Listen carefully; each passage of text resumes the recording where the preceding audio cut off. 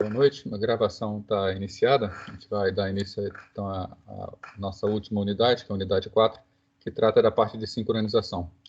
Trata tanto da parte de sincronização de relógios, quanto de memória compartilhada, acesso, compartilhamento de recursos. Trata também da parte de algoritmos de eleição, né, quando a gente precisa eleger algum processo para ser um mestre. Tá? Então, vou começar hoje vendo da parte de sincronização de relógios.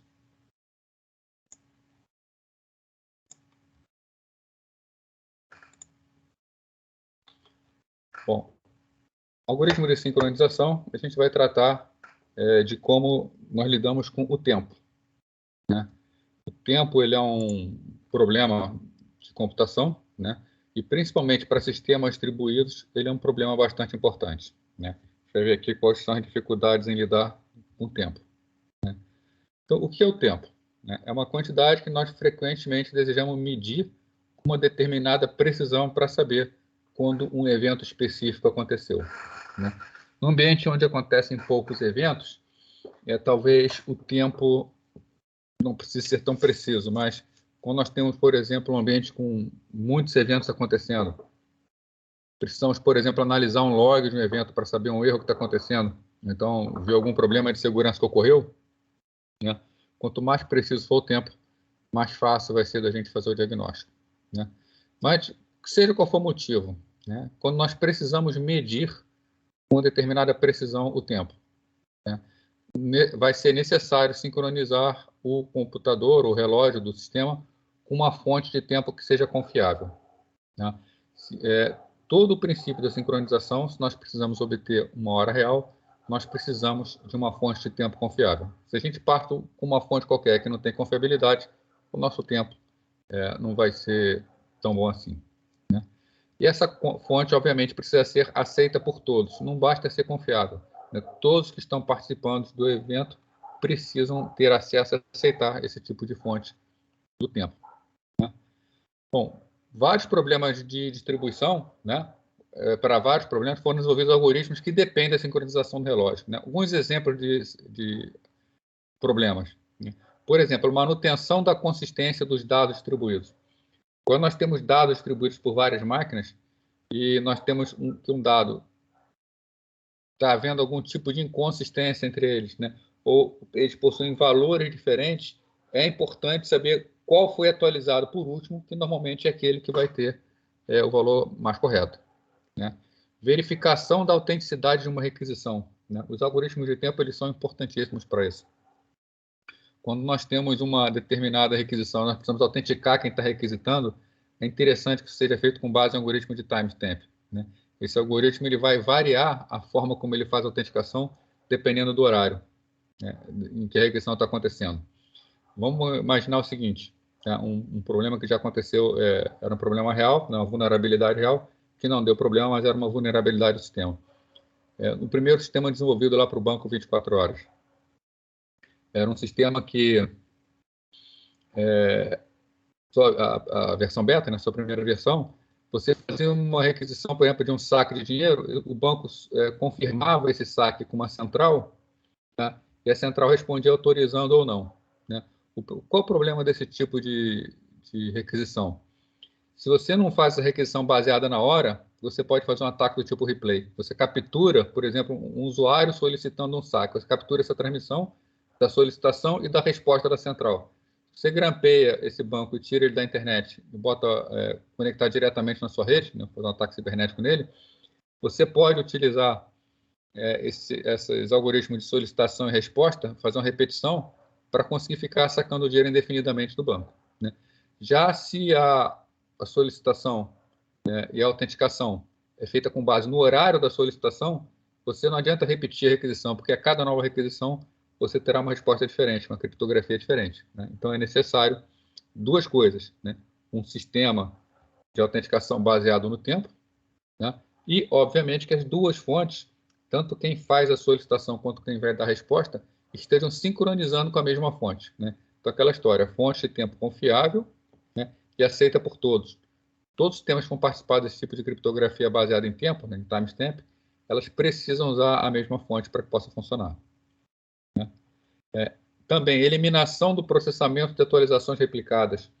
Quando são feitas várias solicitações de atualização e alguma, por exemplo, se perde na rede, passa muito tempo para chegar no destino, é interessante que ela tenha um tempo de vida especificado e morra se demorar muito a chegar no destino. Né? Para isso também precisa de uma fonte de tempo confiável. Né? E existem vários outros exemplos de aplicação onde é importante a questão do tempo.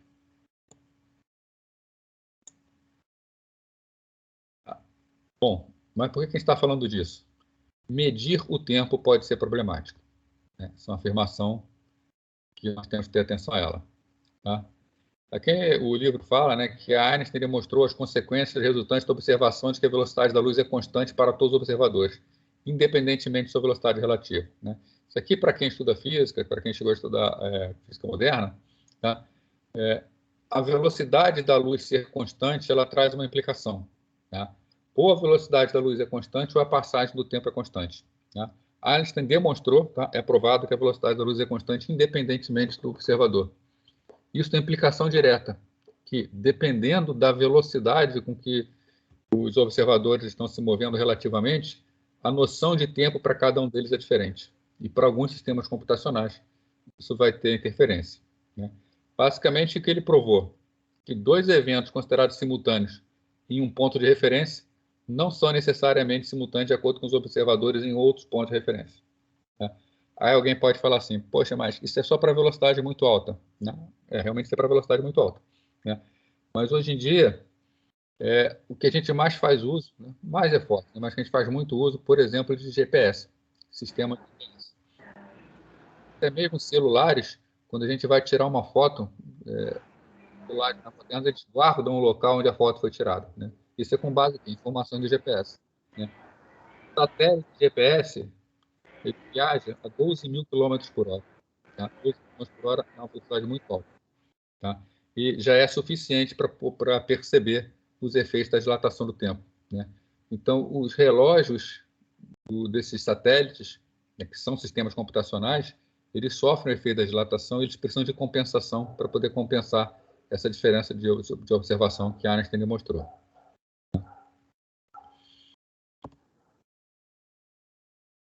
Bom, então a ordem relativa de dois eventos pode até ser invertida por um dos observadores, tá?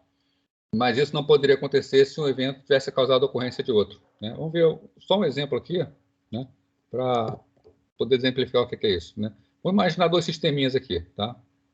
Um sistema que emite som, então, esse sistema ele emite uma onda sonora. Quando essa onda sonora passa por um outro sistema, então que é o sistema 1, passa por um sistema 2. Né? O que vai acontecer? Vamos imaginar que esse sistema 2, quando ele recebe o impacto sonoro, ele gera uma onda de luz. Né?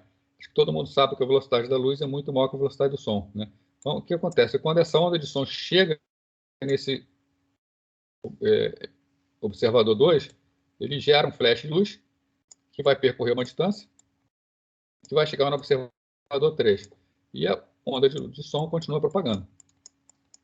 Tá?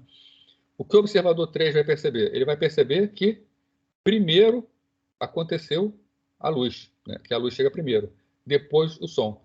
Mesmo que essa onda de som estivesse do lado direito, e ela vai propagando igualmente, quando essa onda estivesse propagando nesse ponto aqui, que batesse no obstáculo 2, a luz chegaria muito mais rápido no observador 3. Então, nós temos que o evento em 1 aconteceu antes do evento em 2. Mas, para o observador distante, dá a impressão que o evento em 2 aconteceu antes do evento em 1. Tá?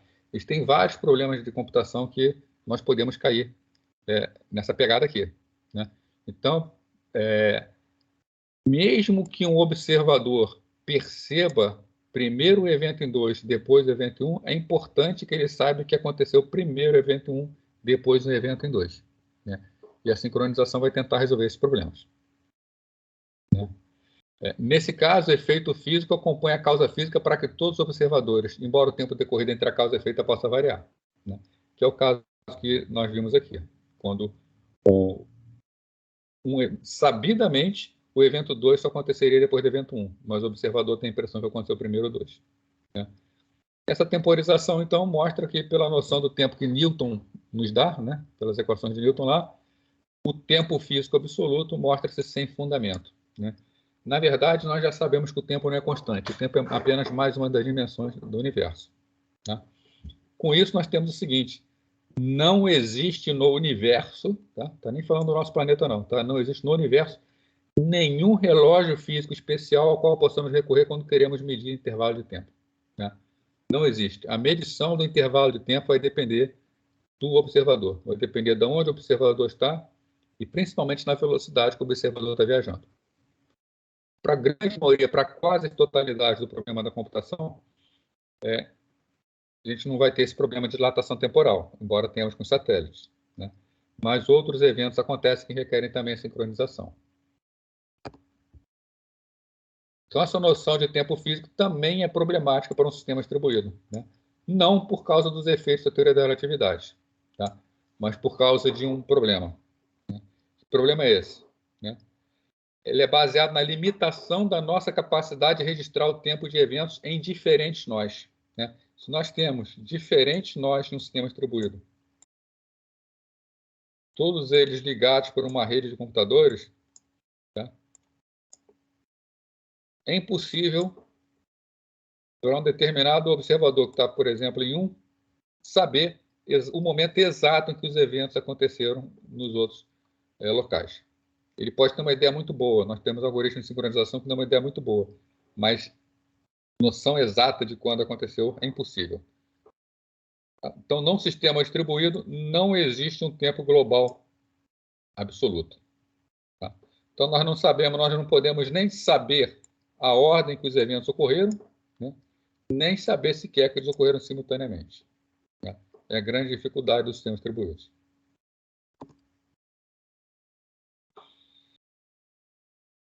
Um outro problema que nós temos, vocês já devem ter estudado em sistema operacional, é o problema de recursos compartilhados.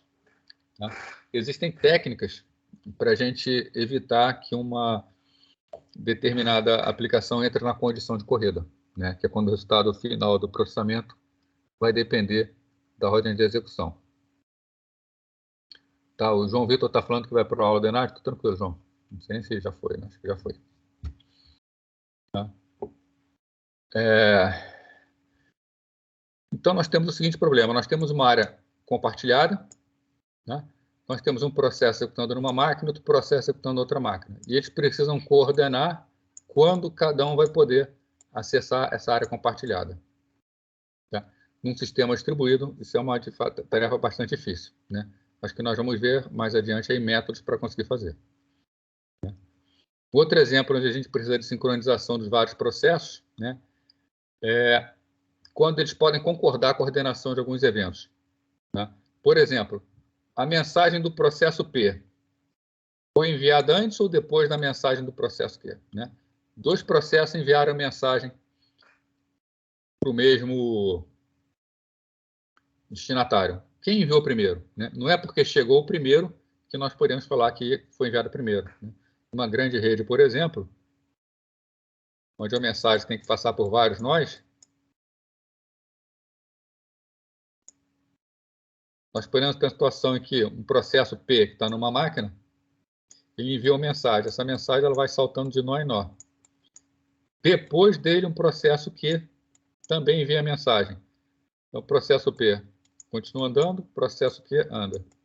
O do processo P continua andando, o do Q chega no destino. Depois, o processo P chega no destino. Então, P enviou antes, mas Q chegou antes. Tá? Qual o problema que nós temos, então? A sincronização em sistemas distribuídos costuma ser muito mais difícil do que em sistemas monoprocessados ou multiprocessados. Nesses tipos de sistemas, existe um relógio único. Né? Quando nós temos um sistema, mesmo que seja multiprocessado, temos vários processadores no sistema, é uma máquina única. Então, existe um relógio único controlando tudo. Então, a gente pode se basear pela hora de saída, pelo horário do evento. Já num sistema distribuído, cada evento vai ter horário naquela máquina em que o evento aconteceu. Né? E se não houver uma sincronização, nós não podemos ter certeza de quando aconteceram. Então, para que a gente possa tratar esse tipo de problemas, é que nós temos a sincronização de relógios, né? Onde nós vamos ver como nós podemos fazer para manter os relógios mais sincronizados possível. Então, num sistema centralizado, tempo não é ambíguo, né? Se um processo quiser saber a hora atual, basta ele consultar a hora, basta ele perguntar para o sistema operacional, né? Faz uma chamada do sistema e o núcleo responde com o horário corrente. Agora, num sistema distribuído, como dois processos podem combinar a hora? Como eles podem saber, né? Então, conseguir acordo nos horários não é uma tarefa tão trivial assim. Vamos ver, então, primeiro os relógios físicos, como eles funcionam, para depois a gente poder estudar como sincronizá-los. Bom, o relógio físico, né, numa máquina, num circuito eletrônico, normalmente ele tem esse formato aqui, ó. Às vezes é um cilindro, tá? Mas normalmente assim, duas perninhas, né? Uma capa protetora e um cristal de quartzo lá dentro. O símbolo na eletrônica dele é esse aqui, né? Um oscilador. Tá? Então, como é o funcionamento dos relógios, né? Praticamente todos os computadores têm um circuito para monitorar a passagem do tempo, né? Possui um temporizador. Né? Relógios de pulsos atuais, né, são todos também baseados em quartzo. Né? Então, o que é um temporizador? Seja de um computador, de um relógio, de um celular, qualquer coisa, né? Que é a base para a marcação da hora. Ele é um cristal de quartzo lapidado e usinado com precisão. Tá? Então, essa aqui é a imagem de um quartzo. O quartzo, se não me engano, era o segundo material mais abundante na Terra. Tá? Mais que ele, só o hidrogênio. Né? Então, não temos problema nenhum para conseguir material para criar os relógios de quartzo. Tá? E com uma pedra de quartzo pequena, a gente consegue fazer muitos temporizadores. Né? Aqui é um temporizador sem a capa. Né? Como ele funciona o temporizador? Na verdade, simplesmente uma perna entra com uma alimentação, outro lado com outra alimentação, e a gente vai aplicar uma tensão ao cristal. O cristal aqui está lapidado, você vê que é uma quantidade muito fininha, tá, do cristal. A quantidade de cristal presente aqui dentro vai determinar a frequência com que ele oscila. Né? Então, o temporizador, usualmente, é um cristal de quartzo lapidado e usinado com precisão. Quando mantido sob tensão, né, a gente alimenta com uma tensão esses cristais, né, eles começam a oscilar com uma frequência bem definida. Né? Então, o cristal de quartzo ele tem a característica que a frequência de oscilação dele é muito bem definida. Se você lapida com precisão, tá, você consegue uma frequência de oscilação bastante precisa também. Né? Qual é a dificuldade? Por que nós temos relógios de quartzo que a gente vai comprar no camelô um relógio de R$10, e esse relógio erra por dia, ele erra alguns segundos. Enquanto você compra os relógios de marca, passa quase o ano inteiro, você não precisa acertar o relógio. Né? Tudo isso vai da precisão, vai da qualidade do cristal de quartzo. Né? Quanto mais precisa for a lapidação, mais precisa é a frequência de oscilação dele. Né? É claro que os relógios utilizados em circuitos eletrônicos, computadores, né, os osciladores, não são os melhores do mundo, até por questões de preço. Né? Então, existe uma defasagem no horário do computador. E nós vamos precisar de algoritmos para fazer essa sincronização funcionar de uma forma melhor. Então, associado a cada cristal, nós temos dois registradores, um contador e um registrador de retenção. Né? Você pode ver o seguinte aqui, ó, esse cristal aqui, ele é um cristal que está marcando, se vocês conseguirem ver na imagem, 12.000 MHz. Né? Deixa eu ver se é isso mesmo. 12.000 MHz. Né? Então, é a frequência de oscilação dele. Isso quer dizer que quando ele está excitado, né, quando ele está alimentado, ele tem 12.000 oscilações por segundo. Né? Aliás, 12 milhões, né? 12 bilhões, né? 12.000 MHz. Tá? Então, tem 12 bilhões de oscilações por segundo. Né? E nós usamos, então, um contador e um registrador de retenção. Como é o funcionamento? O contador é inicializado com o valor do registrador de retenção. Né? Esse circuito ele vai ser ligado em série com esse oscilador. A cada vez que o oscilador oscilar uma vez, um valor do contador é decrementado. Né? Então, vamos supor que eu queira medir um tempo passado em 1 segundo. Para isso, eu vou botar no registrador de retenção o tempo que leva 1 segundo. O contador é decrementado a cada oscilação. Quando o contador chega a zero, o que acontece? É gerada uma interrupção para avisar o sistema que passou 1 segundo, e o registrador de retenção ele é copiado novamente para o contador. Né? Então, o contador, a cada vez que gera uma interrupção, recebe o valor do registrador de retenção. Então, o registrador de retenção ele diz de quanto em quanto tempo vai ser gerada a interrupção. E ele contém, na verdade, a quantidade de ciclos que o cristal de quartzo tem que oscilar para fazer a contagem da hora. Se eu quero um relógio que a minha precisão é de 1 segundo, basta que eu tenha a quantidade de ciclos ali dentro para 1 segundo. Se eu quero ter um relógio que tem uma precisão de 1 milissegundo, eu vou botar uma quantidade de ciclos de contagem de 1 milissegundo. Então, a gente vê que a qualidade do oscilador é importante para a precisão do horário do sistema. Então, cada oscilação no cristal reduz uma unidade do contador. Quando chega a zero, é gerada uma interrupção. Cada interrupção é chamada de ciclo do relógio. Então, o relógio a gente programa qual vai ser o ciclo dele para cada sistema. Bom, a maioria dos computadores possui uma RAM CMOS especial que é suportada por bateria, aquela bateriazinha, normalmente de 3 volts, que fica dentro da placa-mãe. Existem notebooks que têm essa bateria, também é muito raro, mas normalmente o notebook usa a própria bateria do notebook para manter horário. A cada ciclo do relógio, o procedimento do serviço de interrupção soma uma unidade ou armazenada na memória. É essa forma que o relógio é mantido atualizado, o relógio software do sistema. Se nós temos um único computador e um único relógio, nós não temos problema se esse relógio estiver defasado, já que todos os processos vão usar o mesmo relógio. O importante é mais importante num sistema que todos concordem com a fonte de hora do que essa fonte de hora esteja realmente correta, principalmente com um sistema único. Então, se o relógio escorrega para frente, se ele escorrega para trás, ou seja, se ele adianta ou se ele atrasa, num sistema único não é tão problemático. Já para sistemas distribuídos a gente vai ter esse problema. Bom, é impossível garantir que todos os cristais em diferentes computadores funcionem exatamente na mesma frequência. Isso é impossível. Por melhor que seja a lapidação do cristal, então o computador trabalha com uma frequência muito alta, então uma diferença no tempo pode fazer uma diferença muito grande. Temos então que os relógios de software gradativamente saem de sincronia e informam valores diferentes quando lido. Isso é o que nós chamamos de defasagem do relógio. Então, nós temos um relógio. Vamos supor que um relógio em cima tem uma determinada frequência. Ele conta 1, 2, 3, 4, 5, 6.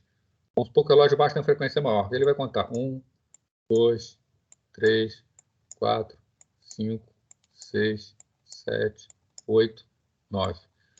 Então, quando o relógio de menor frequência contou 6 ciclos, o de maior frequência aqui embaixo contou 9 ciclos. Isso aí é a chamada defasagem do relógio. Os relógios ficaram defasados em 3 ciclos. Quanto pior a qualidade do quartzo, maior a chance de haver essa defasagem e de maior ser a defasagem. Então, programas que esperam que o horário associado com o arquivo, objeto, processo ou mensagem esteja correto e seja independente da máquina em qual gerado, podem falhar.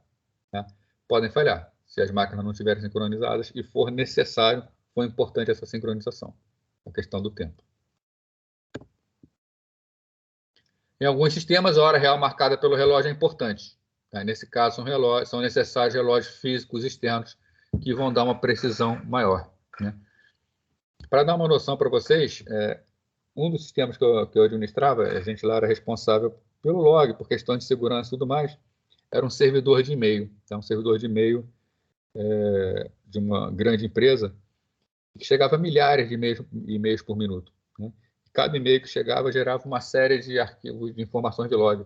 De onde estava vindo, para onde estava vindo, cabeçalho, passagem por antivírus, passagem por anti-spam.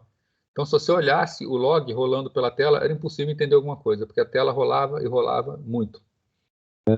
E, de vez em quando, vinham informações para a gente de ataques que vinham de máquinas do usuário que estavam usando nosso sistema de e-mail.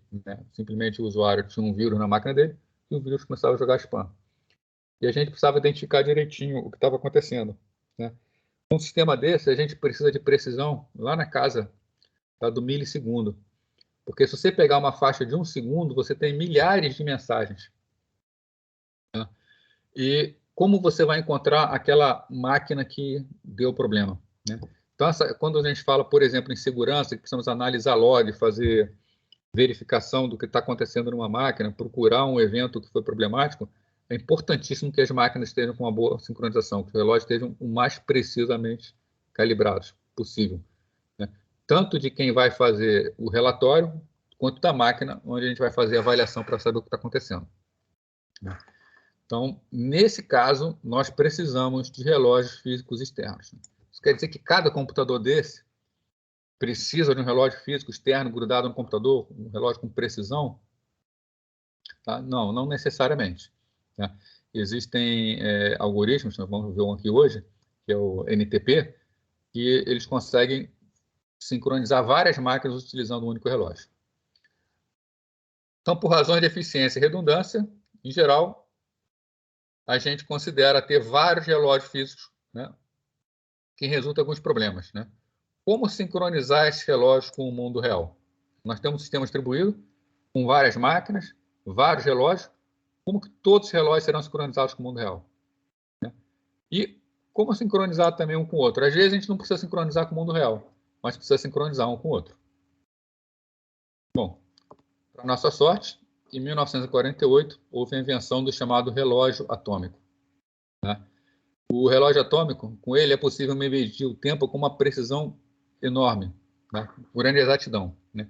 Então, foi definido o seguinte, né? Quanto vale um segundo? Né? Essa é a grande dificuldade. Né? Nós temos que a Terra ela gira um período de 24 horas, isso não é novidade para ninguém, né? O tempo de rotação da Terra. E o segundo vai ser o quê? Essas 24 horas vezes 60 minutos vezes 60 segundos. É a quantidade de segundos que vai ter para a Terra dar uma volta nela. O problema é que a Terra faz chamados movimentos erráticos. Né?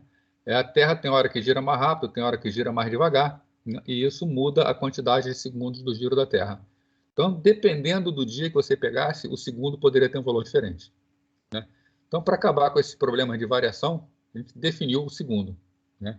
Então, foi utilizado um relógio de átomo de césio, césio 133, né? E calculou-se quantas oscilações ele faz para ter um segundo. Né? Em um segundo, ele faz 9.192.631.770 transições.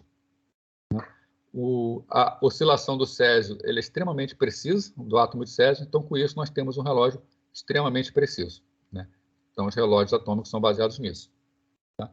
E como é que faz para a gente, então, combinar a hora exata? Né? Vários laboratórios ao relógio do mundo têm relógio Césio 133. Tá? É importante também essa questão de localização, não ficar tudo num único local, para a gente poder fisicamente garantir uma melhor precisão. Né? Cada um deles informa periodicamente, tá? Eu vou arriscar um francês horrível aqui, né? O Bureau International de l'Heure, né? O BHI em Paris, quantas vezes o relógio pulsou. Né? Então, o tempo anterior, que era até então o Greenwich Mean Time, né? O GMT, a gente tomava por base o horário em Londres. Tá? Atualmente, o horário, principalmente o horário usado em sistemas computacionais, eles não vêm mais de Londres, eles vêm de um escritório que fica em Paris, que tem a função de receber a quantidade de oscilações do relógio de Césio espalhados ao redor do mundo e calcular com precisão a hora atual da Terra. Né? Então, o BIH calcula a média desses valores e produz a hora atômica internacional. Eu não vou nem tentar falar em francês aqui, né? Em inglês é International Atomic Time, Temps Atomic International, sei lá. Né? Mas é o que a gente chama de hora TAI. Né? Então, a hora TAI é a hora produzida pelos relógios atômicos. Então, espalhados ao redor do mundo inteiro, por colaboração. Existe um problema. Né? Falei para vocês que a Terra, né, varia no seu movimento. Né?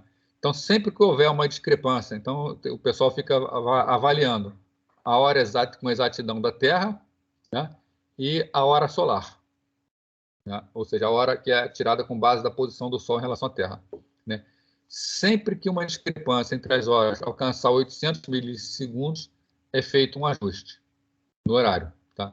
Então, por exemplo, aqui os segundos solares, 0, 1, 2, 3, 4. Pô, repara que a diferença do 2 para o 3 e 3 para o 4. Tá? Isso aqui é por causa dos movimentos de variação da Terra. Claro que não é tão grande assim, aqui foi só para mostrar. Mas sempre que existe uma variação entre o horário solar e o horário atômico, é feita uma compensação. Aqui, por exemplo, o 9 já estava quase casando com 10. Então, como o 9 já estava quase casando com 10, já deu uma diferença muito grande, pula o 10, a próxima sincronização, 11. A mesma coisa acontece aqui. 19, 20, 21. Aqui chegou 18, 19, 21. Né? Pula o 20. Né? Para fazer a compensação entre os horários. Né? Essa correção dá origem a um sistema de medição de tempo, né, que regula o horário oficial da Terra com o horário solar. É aí que nós conseguimos uma hora, que nós chamamos de UTC, né, Universal Coordinated Time. Os computadores todos, né, a grande maioria dos sistemas digitais hoje não trabalha mais com o sistema GMT, trabalha com o sistema UTC. Né? Então, isso é a base de toda a moderna medição civil do tempo, né? Substituiu o anterior padrão, que era o Greenwich Mean Time, né? Que era o tempo controlado por geógrafos.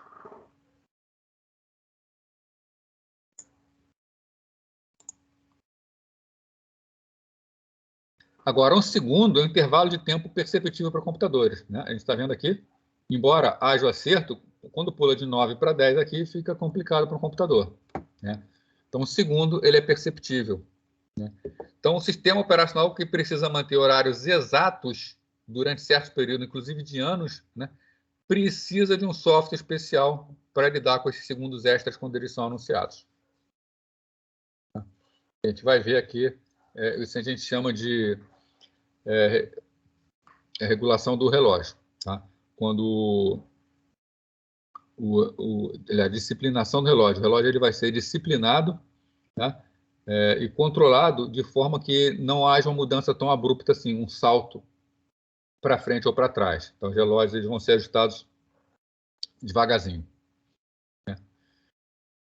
Para fornecer hora UTC, quem precisa de hora exata, né? Existe um instituto, o NIST, né?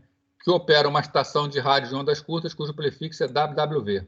Tá? Não tem nada a ver com web, nada a ver com internet. Tá? É apenas um prefixo, né? Que eles geram um pulso a cada segundo. Né?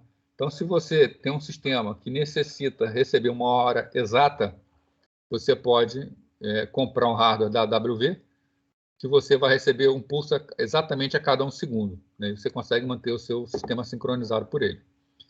A precisão da WW, né, por causa até de 1 milissegundo, mais ou menos, né, para pegar a hora do UTC. Né?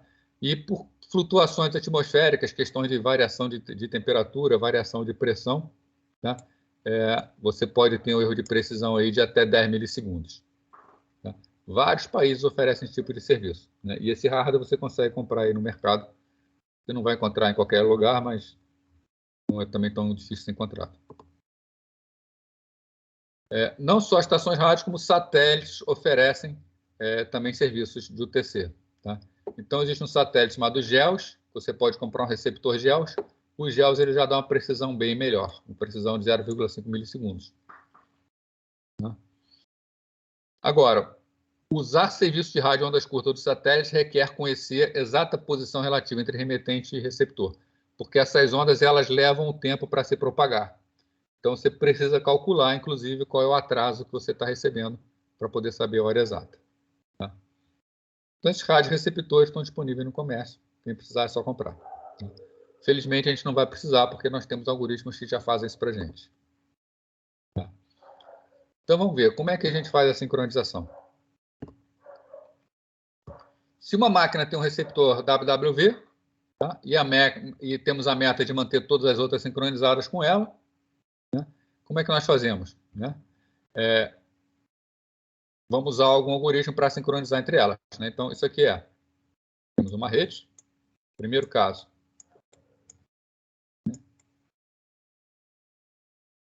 E uma das máquinas tem GEOS ou WWV. Vou botar aqui WWV, que é mais fácil escrever. Né? Essa máquina aqui, nós podemos, então, afirmar que ela está com uma hora precisa, ela tem um horário preciso. Né? Qual é a meta agora? Qual é a dificuldade do primeiro caso? Fazer com que todas as outras máquinas, de alguma forma, se sincronizem com essa máquina. A gente não precisa ter um radioreceptor em cada uma.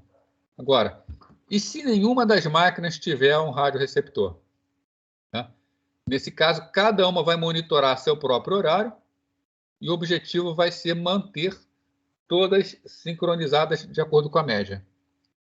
Então, o funcionamento do algoritmo de sincronização vai ser muito dependente. Alguma máquina tem um horário preciso? Se uma máquina tem um horário preciso, nós vamos usar o algoritmo, ele vai usar o horário dessa máquina.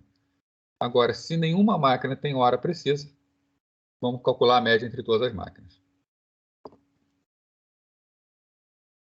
Bom, cada máquina deve ter um temporizador que provoca uma interrupção H vezes por segundo. Tá? Então, se você, na hora que monta a sua máquina, você programa para isso. E agora nós começamos a definir alguns valores aqui. Né? Vamos denominar C o valor do relógio. Relógio de cada máquina. Então, quando a hora UTC for T, o valor do relógio na máquina P vai ser CP de T. Ou seja, nós temos aqui uma função que varia em função do tempo. A função CP. Quando nós pegamos, vamos lembrar da matemática, quando nós pegamos uma função e derivamos a função, né? Que obtemos como derivada? Né? O que é a derivada de uma função? Derivada é o ângulo da tangente daquela função. Né? O ideal é que um relógio ele cresça linearmente, né, com sua hora real batendo, com a sua hora batendo com a hora real. Né? Então, o gráfico de crescimento dele é 45 graus perfeitos. Isso é o ideal, seria o melhor relógio que nós teríamos. Esse relógio ele tem uma derivada igual a 1. Né? Então, se nós pegamos essa função, derivamos essa função em relação do tempo, pegamos C' P de T, o ideal é que o valor fosse 1, ou seja, que o relógio não tivesse nenhum tipo de variação. Né? O que seria a defasagem de um relógio? Tá? A defasagem é definida como a derivada menos 1. Denota a diferença entre a frequência de relógio e a frequência de um relógio perfeito. Então, a defasagem é quanto o relógio está errando em relação ao relógio real. E nós temos o deslocamento. Né? O deslocamento é sempre em relação a uma hora específica, é quanto o relógio está errado. Né? Então, a defasagem é quanto ele está errando, é o escorregamento dele. Né? Como o relógio varia, qual é a sua taxa de erro, sua taxa de defasagem? Já se eu tenho um determinado momento, eu tenho o horário do relógio naquele momento, eu tenho o horário do meu sistema naquele momento, a diferença entre eles é o deslocamento. Tá? Então, o deslocamento é o erro no momento.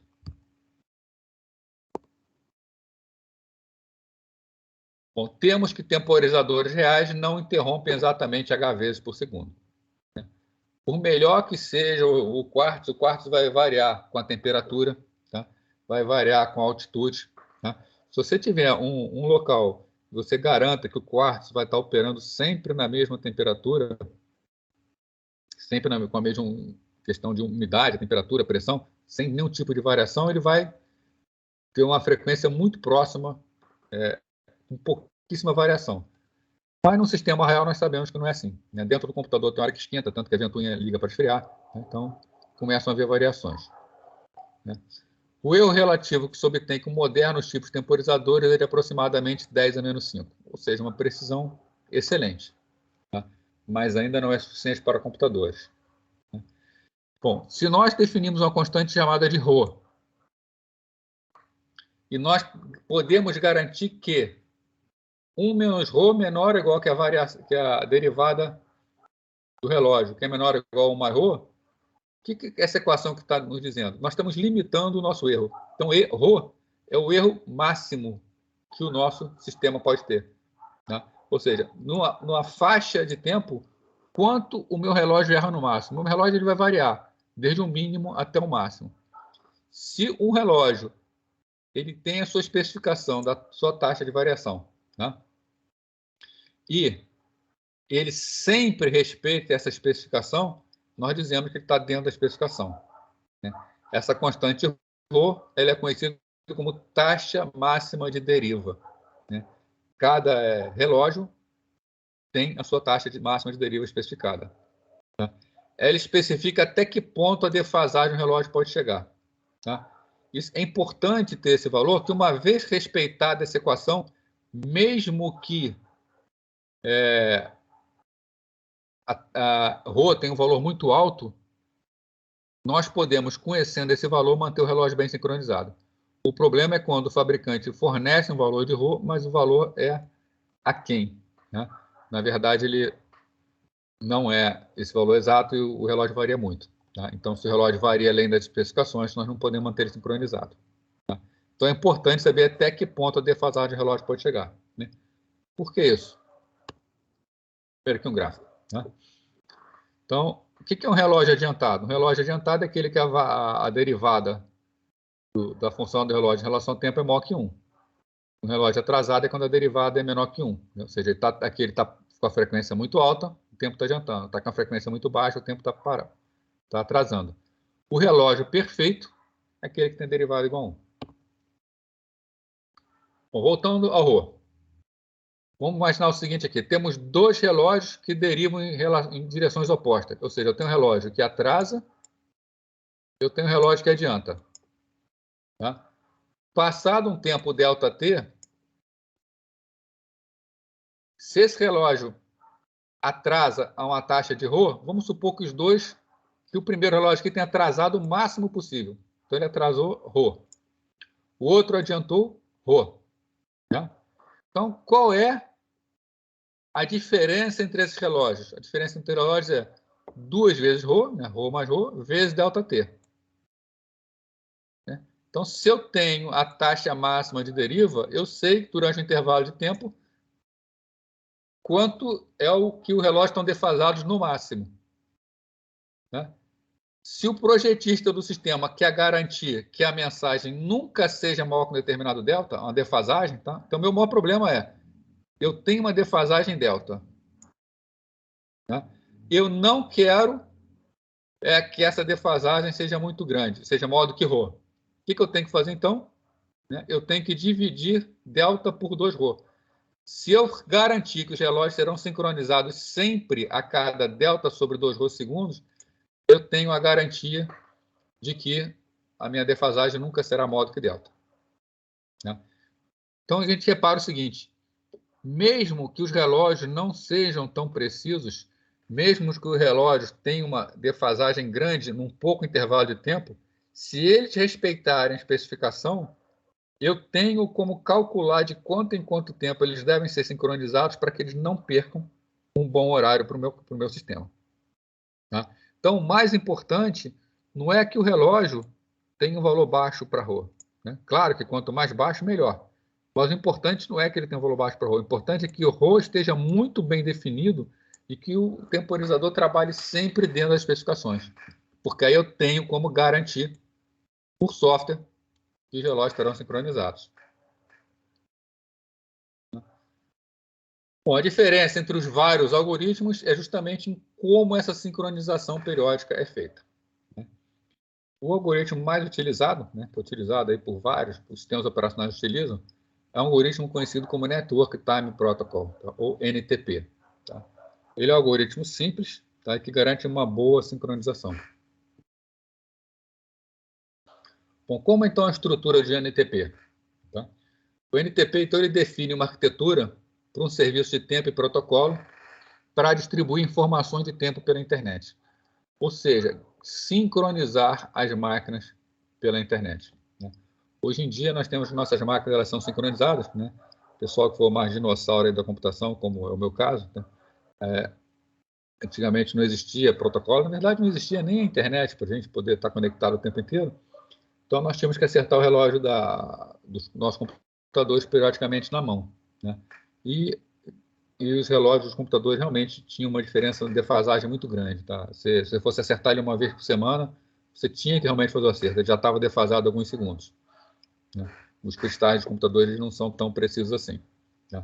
Hoje em dia, não. Hoje em dia, ninguém mais acerta computador. Né? Antigamente, a gente falava o seguinte, antigamente a gente acertava o computador pelo relógio da gente. Hoje em dia, a gente acerta o nosso relógio pelo computador. Né? Essa diferença toda veio com a implementação do NTP, que consegue uma precisão muito boa. Então, os principais objetivos e características do NTP. Né? Fornecer um serviço que permita aos clientes da internet serem sincronizados precisamente com o UTC. Lembrando, né, o UTC é uma hora obtida o quê? É uma hora que ela é obtida por intermédio de relógios Césio-133, relógios atômicos altamente precisos, que estão espalhados pelo mundo, né? São feitas as correções para que esse horário combine com o horário solar, e esse horário é distribuído como sendo horário UTC. Fornecer um serviço confiável que possa sobreviver a longas perdas de conectividade. É o que a gente chama de disciplinar o relógio do computador. O que o NTP faz? O relógio do computador ele varia bastante com o tempo. O NTP ele está constantemente comparando a hora real com a hora do computador. Então, o NTP ele aprende naquele computador onde ele está instalado quais as correções que têm que ser feitas na hora do computador. Então, se nós perdemos a conexão com a internet, passamos horas sem estar conectado à internet, mesmo que o relógio do computador não seja um bom relógio, o NTP ele consegue manter essa máquina razoavelmente sincronizada até a volta da internet, tá? Disciplinando o relógio do computador. Outra característica: permitir que clientes sejam sincronizados de forma suficientemente frequente para compensar as taxas de derivas encontradas na maioria dos computadores. Tá? Então, os computadores não são precisos. Então, o NTP, sabendo disso, ele sincroniza o computador periodicamente com uma taxa que garanta uma boa sincronização.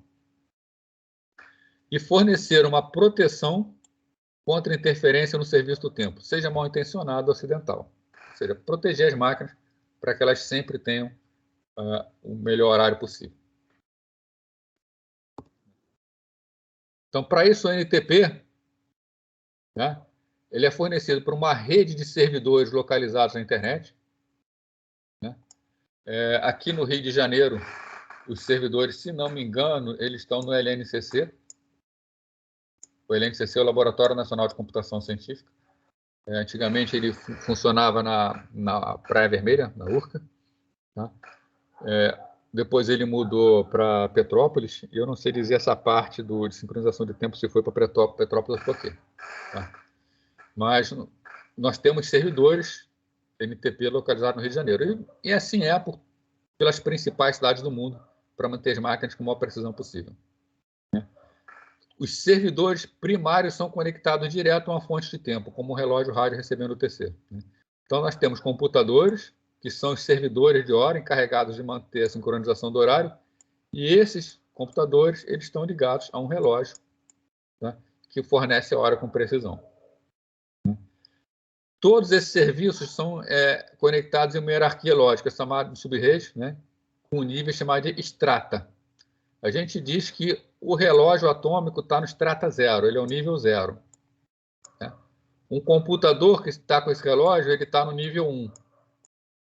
Uma máquina que se conecta a esse servidor, que se sincroniza com esse servidor, ele está no nível 2. E por aí vai. Se alguém está sincronizando com essa máquina nível 2, essa máquina agora passa a estar no nível 3. E conforme vão vendo as sincronizações, vai se aumentando os níveis. Então, os servidores primários ocupam o extrato 1. Os servidores do extrato 2 são secundários, eles são sincronizados diretamente com o primário. Os servidores do extrato 3 são sincronizados com o extrato 2. E por aí vai. Relógios pertencentes aos servidores com nível de extrato mais alto são sujeitos a serem menos precisos. Tá? Isso é óbvio. Né? Por quê? Nós temos que o computador 1 ele está extremamente preciso. Como o 2 se sincroniza com 1, sempre há ou pode haver uma perda no meio do caminho. O 3 vai sincronizar com 2. Então, o 3 já perde em relação ao 2, que já teve uma perda em relação ao 1. Tá? Então, quanto menor o número do extrato, mais precisa a noção do tempo. O NTP também leva em conta, na avaliação da qualidade, tá? Os atrasos da viagem de ida e volta da mensagem até a raiz. Tá? Isso quer dizer o seguinte: a sincronização entre dois computadores não tem segredo. Né? Um computador manda uma mensagem, o outro responde. Existe um tempo de trânsito aqui. Esse tempo de trânsito, né, são os atrasos da viagem. Né? E eles vão influenciar na sincronização. Se o tempo de ida é exatamente o mesmo do tempo de volta, aí tá tranquilo. Basta que a gente calcule a média desse tempo de ida e volta, né? Eu calculo quanto tempo levou para ir, quanto tempo levou para voltar, está feito. O problema é que, na realidade, isso não acontece. Normalmente, o tempo de ida é um, o tempo de volta é outro. Até porque as filas nos roteadores têm tamanhos diferentes em cada sentido, né? Isso influencia no tempo de viagem, influencia na defasagem de ida ou na defasagem de volta. Essa subrede de sincronização ela pode ser reconfigurada quando os servidores se tornam inatingíveis ou quando ocorrem falhas. Então, isso é claro, né? Se um determinado servidor perdeu, por exemplo, a conexão dele com o servidor de horário, houve uma falha que essa rede vai precisar ser reconfigurada. Isso é feito automaticamente. Isso aqui é para mostrar os extratos, né? Então, nós temos aqui os relógios atômicos. Os relógios atômicos sincronizam os servidores do primeiro extrato. Então, esses servidores aqui têm uma precisão altíssima, já que estão sincronizados diretamente com relógios atômicos. Nós podemos ter sincronização na vertical, né? Nós vemos aqui, por exemplo, esse servidor do extrato 1, sincronizando duas máquinas do extrato 2. Já esses dois servidores do extrato 1 fazendo sincronização entre eles. Tá? Uma determinada máquina aqui fazendo a sincronização dela com dois servidores. Né? Nós podemos ter a sincronização tanto na horizontal quanto na vertical. O que determina o extrato é a sincronização na vertical, né? Por exemplo, essa máquina aqui, ela está sincronizando com uma máquina do extrato 1 e com uma máquina do extrato 2. Então, ela está no extrato 2, porque ela tem sincronização com o extrato 1. Se por alguma razão essa máquina perde a conexão com o extrato 1, ela agora está sincronizando com uma máquina do extrato 2. Ela passa a ser extrato 3. Como ela está sincronizando uma outra aqui embaixo, esse aqui de baixo passa a ser do extrato 4. Tá? Então, o extrato ele vai subindo de acordo com as ligações entre as máquinas. Bom, os servidores são sincronizados de três maneiras, né? A primeira delas é chamada modo multicast. Tá? Se destina à utilização de uma rede local de alta velocidade. Normalmente é utilizado quando a gente quer ter sincronização, mas a sincronização não é tão primordial. É um modo um pouco mais raro de ser utilizado, né? Nele, periodicamente, um ou mais servidores enviam informações para os computadores que estão conectados na rede local. Então, basicamente, um servidor ele fica o tempo inteiro. Envia informação, envia informação, envia informação. Ele está sempre enviando informação de hora. E os computadores estão recebendo informações e estão mantendo seus relógios atualizados. Um outro modo, que é chamado modo de chamada de procedimento, o servidor aceita requisições de outros computadores, né? Com quais ele processa respondendo seu carimbo de tempo. Então, o servidor está parado, o computador quer sincronizar com ele, pergunta para ele a hora. Que horas são? O servidor responde, tá? E o cliente consegue acertar o seu relógio. Normalmente é mais preciso que o multicast. E temos um terceiro modo, que é chamado modo simétrico, né?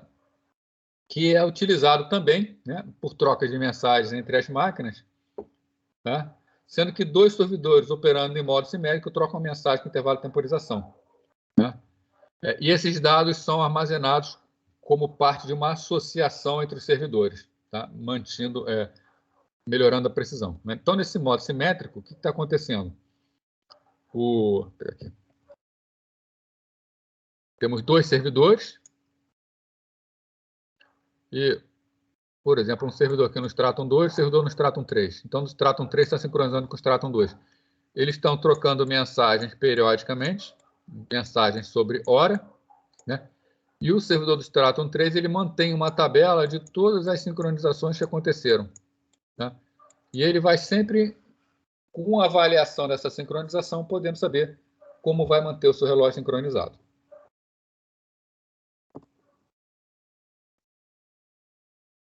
Bom, a gente vai ver um exemplo aqui de funcionamento, tá?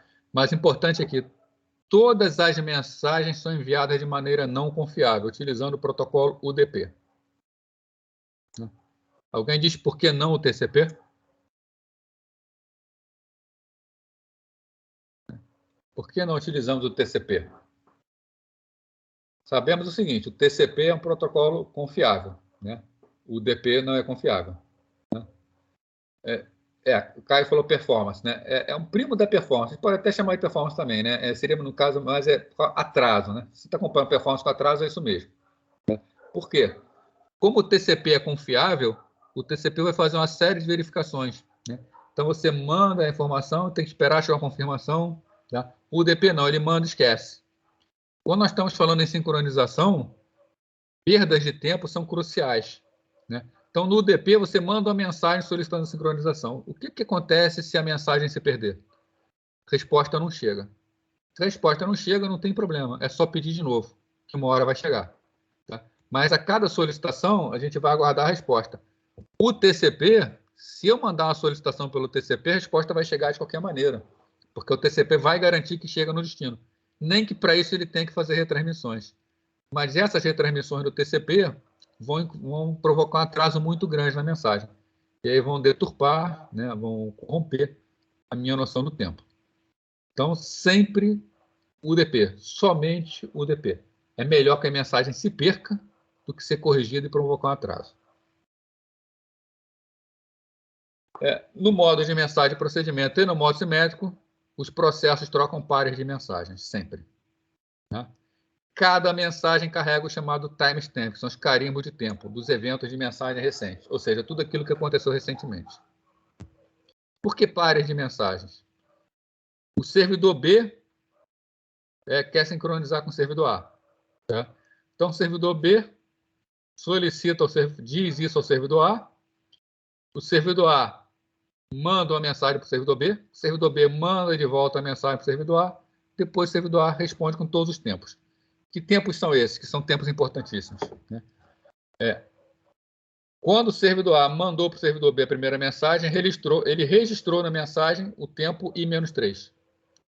Quando essa mensagem chega no servidor B registra o tempo I-8. Depois, quando o servidor B manda a mensagem para o servidor A novamente, ele registra o tempo I-1.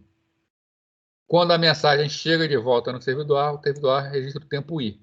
Então, nós temos I, I-1, I-2 e I-3. O servidor A tem todos esses tempos, depois ele manda a mensagem para o B. Por que não seria simplesmente o B mandando para o A e o A mandando para o B? Já que todos esses tempos poderiam estar já ali dentro. Né? Se vocês lembrarem da aula de redes, né, vocês muito provavelmente estudaram um protocolo chamado ARP. ARP faz a associação do endereço IP com o endereço MAC para ver a troca de mensagens. Então, essa conexão inicial aqui pode ser que o servidor B não esteja com o endereço MAC do servidor A em sua cache. E se precisar passar por roteadores, pode ser que esses caminhos estejam estabelecidos. Então, numa primeira mensagem, a primeira mensagem que vai, ela sempre está sujeita a algum atraso. Né? Assim como a primeira resposta, antes de ser enviada, ela precisa fazer algumas verificações também para enviar. Então, para evitar esses atrasos iniciais, essa primeira mensagem é desprezada, depois são trocadas mais duas mensagens, os tempos são comparados, depois tudo isso é mandado para o servidor B. Né? Então, o servidor B recebe todos esses tempos. Né? Então, nós temos a mensagem M e a mensagem M'. Tá, beleza. O que a gente faz com isso? O que o NTP faz com esses dados, com essas informações, para ele poder sincronizar? Né? Bom, então o que o NTP faz? Primeiro, ele vai calcular a chamada compensação, uma compensação CI. Né? O que é a compensação? A compensação é quanto o relógio precisa ser ajustado para ficar igual o do outro computador. Existe a compensação real, que é a compensação que tem que ser feita para que o relógio esteja na hora certa. Só que nós não temos como chegar no 100% de precisão. Né? Então, nós vamos trabalhar com a melhor que é possível. Então, no caso, a compensação I é aquela compensação que vai ser calculada no momento. E nós temos também o atraso de propagação das mensagens. Tá? Então, nós temos duas medidas que são importantes para o NTP. Quanto eu preciso consertar do relógio e qual é o atraso que acontece quando eu faço a sincronização. Tá?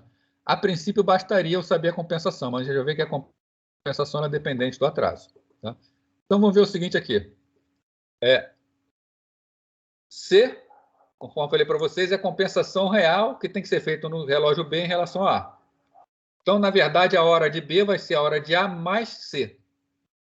Né? Bom, vamos supor o seguinte, o tempo de viagem de M é T. Então, T é o tempo que a mensagem M levou para sair de A para chegar no B. Esse tempo decorrido aqui. T. E T' é o tempo que leva para a mensagem de B até A. T'. A princípio, T e T' são próximos, mas nós não podemos garantir que são iguais. O que é que nós podemos saber? Né? Qual é a hora esperada para TI menos 2? A hora esperada é a hora que a mensagem saiu do servidor A, TI menos 3, né? Mais o tempo que a mensagem levou para chegar na máquina, destino, que é T, mais a compensação que é necessário fazer. Então, se eu pego a hora que a mensagem saiu, o tempo que levou para chegar lá e a compensação, eu tenho o horário que deveria ser TI menos 2. Né? O mesmo cálculo eu faço para TI. Que horário de TI? É TI menos 1, a hora que saiu do servidor B, mais T', que é o tempo que leva para chegar no servidor A, menos a compensação. Já que a compensação ela é somada em B, ela tem que ser subtraída em A. Menos a compensação. Então, eu já tenho essas duas equações aqui que correlacionam os tempos, né? Correlacionam T e T'. Qual é o atraso das mensagens? Tá? Embora haja aqui um tempo de processamento, esse tempo de processamento não faz mal. O meu problema só é o tempo de trânsito. Né? Porque esse tempo de processamento aqui, basta ver a diferença entre T-1 e T-2. O atraso vai ser, então, quem?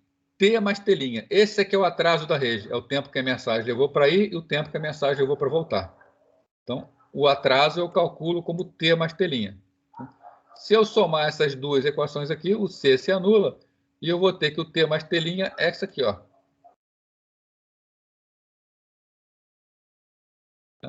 Então, eu consigo calcular o atraso simplesmente pela medição dos horários que as mensagens chegaram. E qual é o ajuste que tem que ser feito? Tá? Bom, o ajuste é alguma coisa no meio do caminho desses caras aqui. Tá? Se os dois fossem iguais, o ajuste seria exatamente a metade do caminho, seria a média do tempo. Tá? Seria a diferença de T menos T'. Tá? Agora, o problema é que T e T' não tem necessariamente o mesmo tempo. Então, qual é o ajuste que eu tenho que fazer no relógio? O ajuste, o erro de ajuste, na verdade, né, vai ter aqui T menos T' sobre 2. Né? T menos T', né, fazendo a subtração das equações, né, eu chego também como calcular o ajuste. Então, tem como calcular o atraso e como calcular o ajuste que eu tenho que fazer no relógio. Bom, por que o atraso é importante? Se eu já tenho um ajuste aqui. É que, na verdade, o que eu vou ter num sistema que eu faço sincronização por NTP? Quando eu tenho um computador que eu quero sincronizar, se eu escolho só um servidor, beleza, ele vai sincronizar com aquele servidor. Mas agora é bastante comum um serviço NTP de uma máquina, ele ter configurado, por exemplo, 4 servidores NTP. Né? E ele precisa escolher qual é o melhor desses servidores. Então, ele vai usar o atraso como parâmetro de descoberta para saber qual é o melhor servidor. A gente pode demonstrar o seguinte, que C é o ajuste real que tem que ser feito para a máquina ficar uma sincronização perfeita, tá? Sincronizado com relógios atômicos.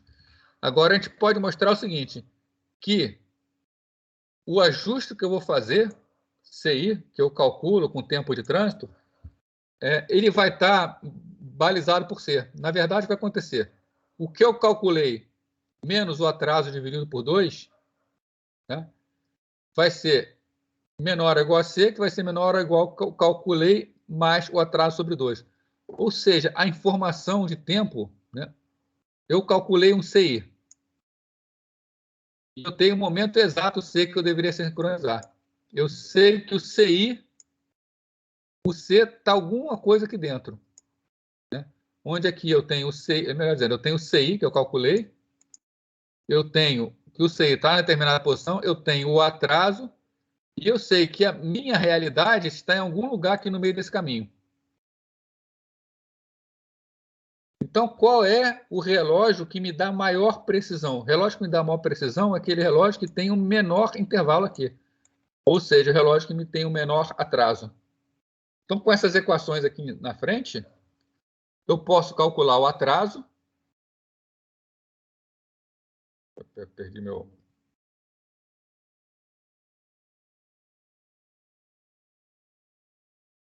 Eu posso calcular o atraso,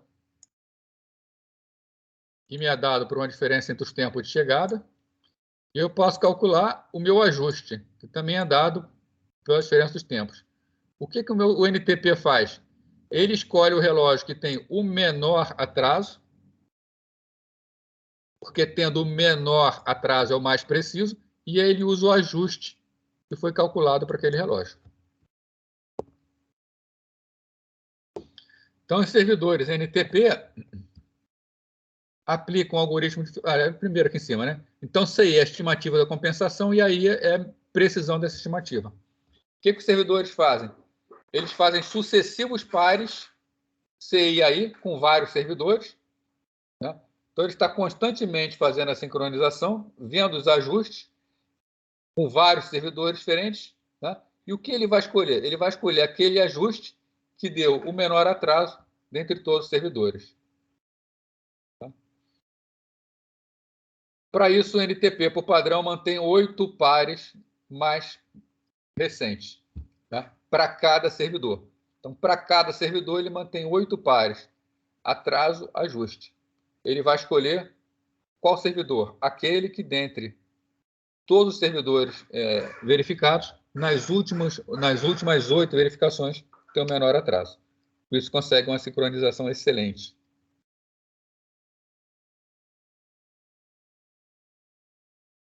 Em geral, um servidor NTP se envolve na troca de mensagem com vários pares, né? Foi o que eu estava conversando com vocês. Ele não sincroniza com apenas um servidor, tá? Para ficar melhor para ele.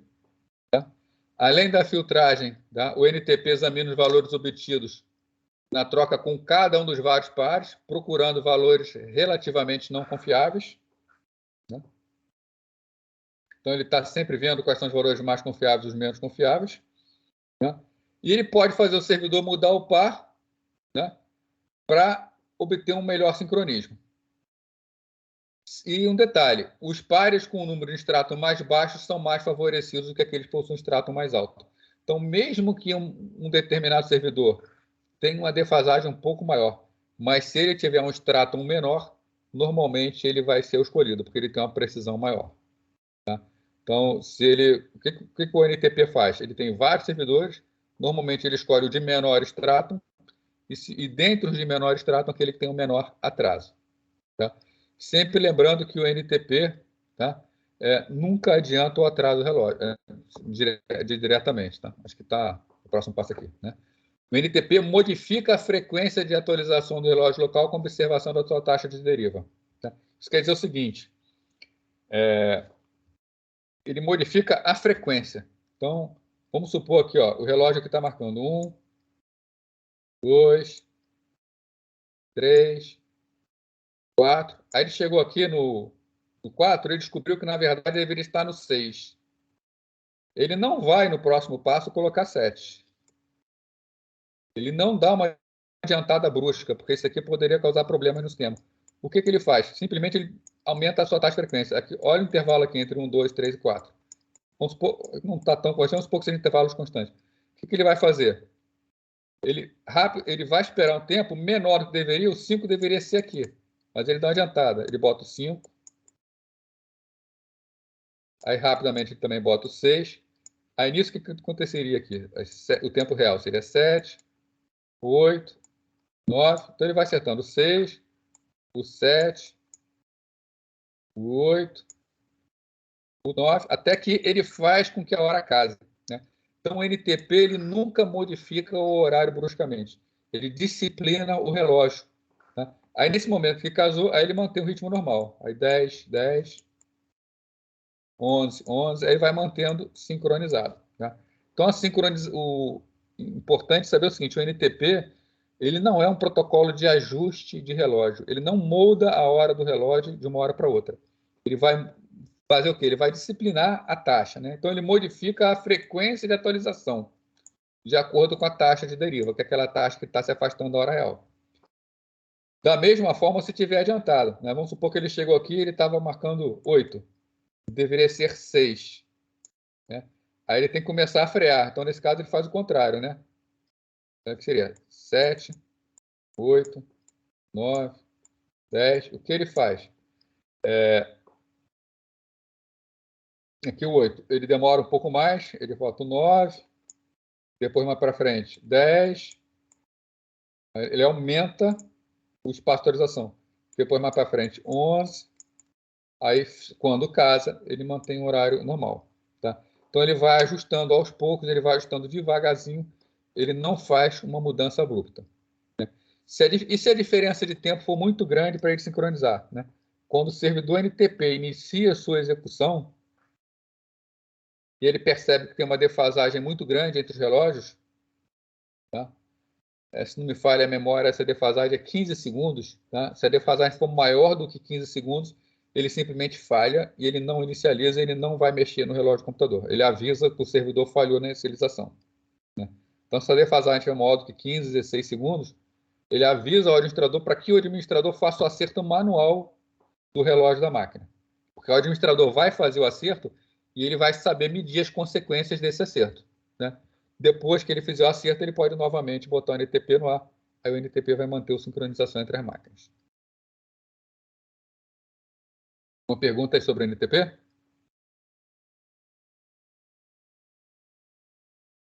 O NTP ele é um protocolo consagrado, está usado pelos sistemas operacionais para fazer a sincronização aí.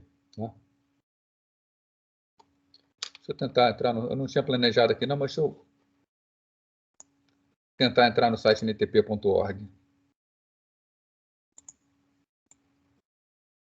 Deixa eu botar aqui, ntp.org.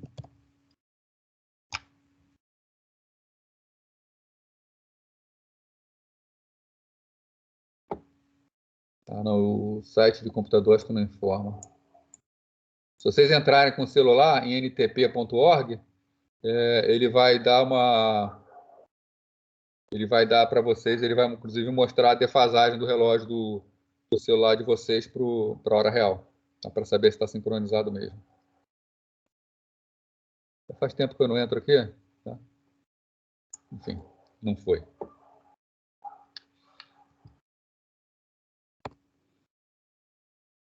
Bom, vamos ver aqui o algoritmo de Berkeley. Tá? Nem sempre a gente vai ter a facilidade de ter um relógio externo para poder fazer a sincronização. Tá? Então, em muitos algoritmos como o NTP, o servidor de tempo é passivo. Né? Passivo no seguinte aspecto, ele fica parado, ele fica aguardando um contato do cliente. Essa é a ideia do NTP. Ele fica parado e o cliente solicita a sincronização com o servidor. Tá? No Unix de Berkeley, tá? Já usa um algoritmo diferente, tá? Que é o algoritmo de Berkeley. Ele... Tá, deu um problema aqui, deu uma disparada aqui, não, desculpa aí. Tá? O algoritmo de Berkeley, ele consulta todas as máquinas periodicamente para perguntar qual hora cada uma está marcando. Tá? Então, o algoritmo de Berkeley não assume que uma determinada máquina tem uma hora precisa, tem uma hora exata. O algoritmo de Berkeley assume que a hora correta é a média das horas das máquinas que estão no sistema. Então, com base na resposta, o que o servidor faz? Calcula o horário médio e diz todas as outras máquinas para adiantar ou atrasar seu relógio. Tá? Então, esse algoritmo de Berkeley ele é bom, ele funciona muito bem quando nós temos um sistema fechado em que não é possível obter a hora de um sistema externo. Hoje em dia, isso não é uma realidade, tá? Então, o algoritmo de Berkeley raramente é utilizado. Mas é um algoritmo que existe para caso alguém precise, por alguma razão. A hora do tempo tem que ser ajustada manualmente pelo operador de tempos em tempos, já que não existe uma hora externa para ele poder calcular. para muitas finalidades é suficiente que todas as máquinas concordem com a mesma hora. Tá? Não é essencial que seja a hora real. Bom, então, nós vimos aqui o NTP, que dá uma precisão excelente, consegue manter as máquinas com uma sincronização muito boa. Né? Nós temos o algoritmo de Berkeley, que nós não chegamos a ver o algoritmo em si aqui, mas a ideia dele é coletar as horas e calcular a média e distribuir. Tá? Mas nós temos uma terceira situação, que são chamados relógios lógicos, em especial o relógio lógico de Lamport. Né? O que são os relógios lógicos? Bom, aqui nós consideramos que a sincronização do relógio está relacionada com a hora real. Tá? Mas para muitos sistemas a hora não importa. O que importa é que os eventos ocorram sempre numa crescente. Ou seja, que num sistema distribuído, que os computadores eles concordem quando um evento aconteceu antes do outro. Tá? Lamport, em 1978, tá? Ele mostrou que, embora a sincronização seja possível, ela não precisa ser absoluta. Ou seja, para um sistema distribuído funcionar, ele não precisa ter a hora correta. Basta que os componentes concordem quem aconteceu antes de quem. Né? Então, não é nem necessário a noção de hora, mas sim de ordem de execução. Né? Ele diz mais ainda, se dois processos não interagem, não é preciso nenhum tipo de sincronização entre eles. Tá? De modo geral, o que importa não é que concordem com a hora exata, mas com a ordem que os eventos aconteceram. O importante é saber quem aconteceu antes e não em que horário aconteceu. É claro que se houver uma sincronização boa e nós soubermos o horário, nós sabemos o que aconteceu antes. Mas nem sempre isso é possível. Então, para alguns sistemas, nós podemos utilizar os chamados relógios lógicos de Lamport. Como funciona? Para isso, Lamport definiu uma relação, essa relação A setinha B, que a gente lê como A acontece antes de B. Né? Para isso, todos os processos concordam que, se A setinha B, então sabemos que primeiro aconteceu A, depois aconteceu B. Né? Essa relação pode ser observada em duas situações. Se A e B são eventos do mesmo processo e A ocorre antes de B, então A setinha B é verdadeiro. Né? Se A é o evento de uma mensagem sendo enviada por um processo e B é o evento da mensagem sendo recebida por outro processo, então A aconteceu antes de B. Parece bobeira isso aqui, mas já vai ver daqui a uns 2, 3 slides, que é importantíssima essa noção. Né? Ou seja, se A é o evento de envio da mensagem e B é o evento do recebimento, é claro que A aconteceu antes de B. Ou seja, A foi quando a mensagem foi enviada. B foi quando a mensagem chegou. Então, acho que não tem dúvida para ninguém que A aconteceu antes de B. Não pode chegar sem que tenha sido enviado antes. Então, essa relação acontece antes também é transitiva. Né? Se nós temos que A aconteceu antes de B e B aconteceu antes de C, então A aconteceu antes de C. Com isso daqui, Lamport fez uma proposta de sincronização que funciona muito bem. Antes de a gente ver essa proposta, é o seguinte. Se dois eventos X e Y acontecem em processos diferentes que não trocam mensagens, nem indiretamente, então nós não podemos falar que X aconteceu antes de Y e também não podemos falar que Y aconteceu antes de X. Então, não é o caso. Tá? Nesse caso aqui, nós dizemos que esses eventos são concorrentes. Repare que eventos concorrentes não são necessariamente simultâneos. E nem para Lamport, evento concorrente nem precisa estar acontecendo ao mesmo tempo. Eles apenas concorrem no tempo. Ou seja, não é possível dizer quem aconteceu antes. Então, nada pode ser dito quando que aconteceu esse evento. Então, a gente precisa de um modo de medir esse evento. Né? Então, para cada evento A, a gente designa um tempo que é chamado CA. Né? Ou seja, dado a função CA diz quando aconteceu. Nós temos o seguinte, o Lamport, se A aconteceu antes de B, então o momento em que A aconteceu é menor que o momento em que B aconteceu.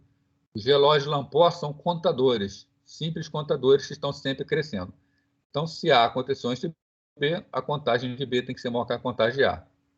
O tempo do relógio C sempre corre para frente, nunca retroage. Tá? e eles são corrigidos pela adição de um valor positivo.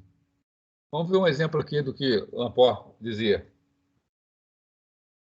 Diz, né? Está vivo?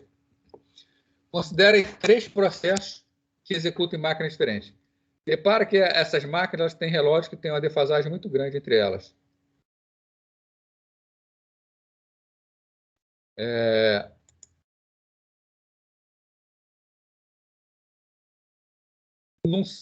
Num ciclo aqui, para o processo 1, aumentou em 6 o tempo. Para o processo 2, o tempo aumentou em 8. Para o processo 3, a cada ciclo, o processo aumenta em 10. Então, para P1, ó, 6, 12, 18, 24, 30, de 6 em 6. Para P2, 8, 16, 24, 32. Para P3, 10, 20, 30, 40. Por aí vai. Quando o P1 manda uma mensagem para P2, a mensagem sai de P1 para P2. Então, o tempo de saída da mensagem tem que ser menor que o tempo de chegada da mensagem. Quando essa mensagem é passada de P2 para P3, sai com 24 e chega com 40, sem problema. Agora, uma situação aqui é impossível. Ó. A mensagem 3 sai em 60 e chega em 56. Isso aqui não pode. Da mesma forma, a mensagem 4 sai em 64 e chega em 54. Não pode. A chegada não pode ser depois. O que o algoritmo de Lamport propõe é cada mensagem carrega a hora de saída dela. Então, aqui é a mensagem 1. Saiu na hora 6. Ela carrega. Quando ela chega no processo 2, ó, ela avisa, ó, eu saí no momento 6. Então, beleza. Quando chega no 16, não tem problema nenhum. Está crescendo. Da mesma forma, a mensagem 2 carrega a informação. Eu saí no momento 24. Como chega no momento 40, está tudo perfeito. Chegou depois que saiu. Agora, se P3 manda uma mensagem para P2, saiu no momento 60. Quando chega no momento 56, alguma coisa está errada. Então, o que o processo 2 faz? O processo 2 acerta a sua hora. Já que saiu no momento 60, para ele agora é 61. Como cresce em 8, vai ser 69, 77, 85. Da mesma forma, quando ele manda a mensagem, o processo 2 manda para o processo 1, sai com 69. Pelo relógio do processo 1, chegaria em 54. Como saiu com 69, o que o processo 1 faz? Ajusta o seu relógio para 70. Ou seja, o que o Lamport propõe é que num sistema distribuído, você não precisa ter a noção exata da hora. Basta que sempre que as mensagens forem trocadas entre duas máquinas, e a mensagem carregue o seu horário de saída.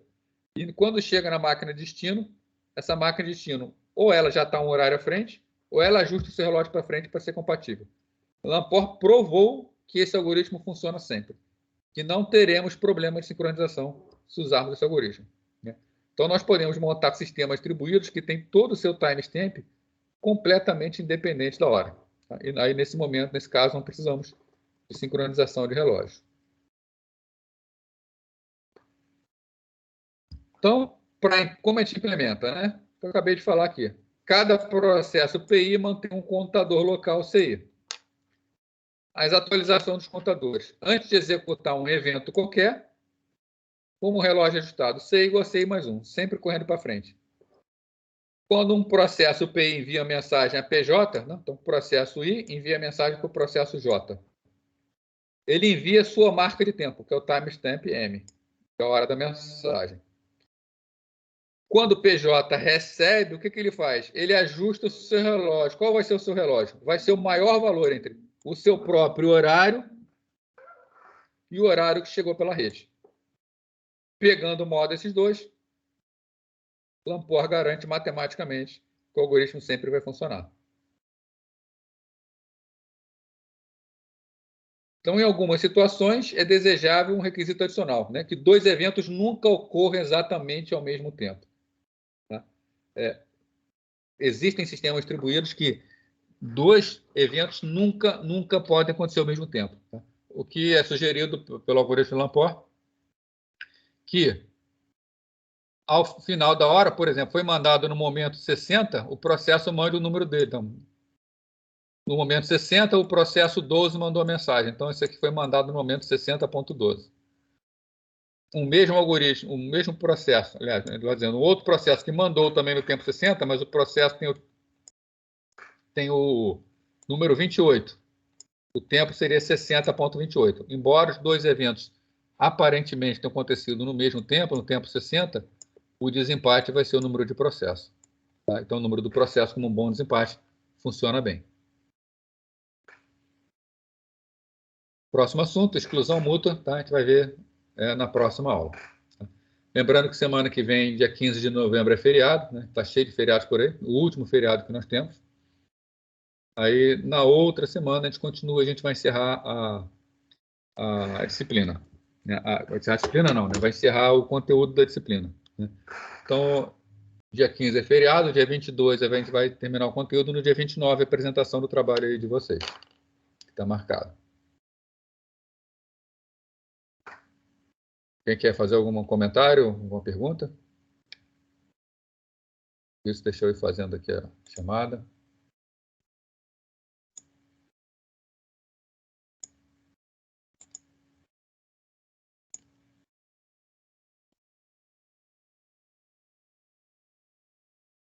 Sem perguntas aí? Pessoal, está sendo gravado, né? Vou disponibilizar como as outras, só que perdeu vai poder assistir.